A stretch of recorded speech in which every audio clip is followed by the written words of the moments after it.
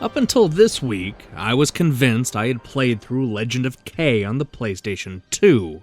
I'm not sure where that idea came from, but I knew for a fact that I'd gone on an epic quest with the samurai cat. As it turns out, I was wrong. Nothing about Legend of K Anniversary rang any bells, but that didn't stop me from having a good time fighting through this remastered port. Originally released in 2005 on the PlayStation 2, Legend of K was a low-selling action-adventure game from the developers of Santa Claus Jr. and Daimos Verrückte Olympiad. It tells the story of K, a young martial arts expert who decides to run away after his village is taken over by guerrilla minister Shun.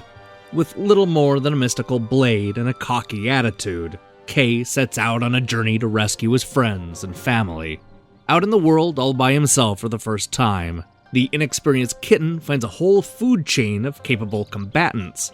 He'll fight rats, gorillas, crocodiles, and even ninja turtles of the non-mutant variety, each forgoing their natural defenses, opting instead for weapons and armor. It's a cute premise that feels like a precursor to Kung Fu Panda. K bounces around from area to area, helping the friendly people complete quests and hold off the guerrilla forces. This involves a lot of collecting items and rescuing caged animals. Each level has a lot of branching paths and treasures to find. Unfortunately, they also have a lot of mindless arena battles featuring waves of predictable enemies. This is the point of the review where I should probably remind myself that Legend of K is aimed at a much younger audience. For that reason, the gameplay is understandably simple, offering only the most basic of combos and special attacks. There are no role-playing elements, and the story is as straightforward as you can get. These are all things a 10-year-old gamer wouldn't think twice about, but as a grown adult who made the mistake of reviewing games for a living, a lot of Legend of K's simplicity left me bored. While it may sound like a minor complaint, I found myself especially frustrated by the conversations. For one thing, the voice acting is atrocious, aggressively annoying from beginning to end. K is obnoxious, and the people around him aren't much better. It doesn't help that every conversation drags on well past its expiration date. Random characters will have lengthy discussions for no reason, and there's never a way to skip to the action. These lengthy conversations are a perfect metaphor for Legend of K. Everything feels overlong and crammed with filler to pad out the runtime. And since you're always rescuing townsfolk and finding collectibles, the game also has a tendency of becoming repetitive. And without a strong story to guide the adventure, a large chunk of Legend of K comes across as aimless.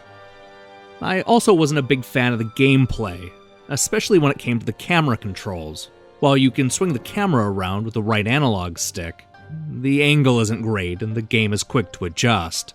This is especially annoying when dealing with tricky platforming sections and fighting bosses in tight locations. The good news is that Legend of K looks great in high definition. Sure, you'll never confuse this remaster with a modern game from 2015, but the character models are sharp and the different worlds look great in 1080p.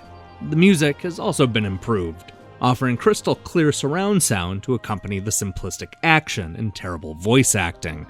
Legend of K isn't one of those forgotten gems that everybody needs to experience at least once in their life, but this anniversary release should please fans who fell in love with the game on the PlayStation 2. And at least now I can finally say that I've played Legend of K and not be a liar. Hi, thanks for watching my review. Normally I would tell you about all the games I'm currently playing, but there's no time for that.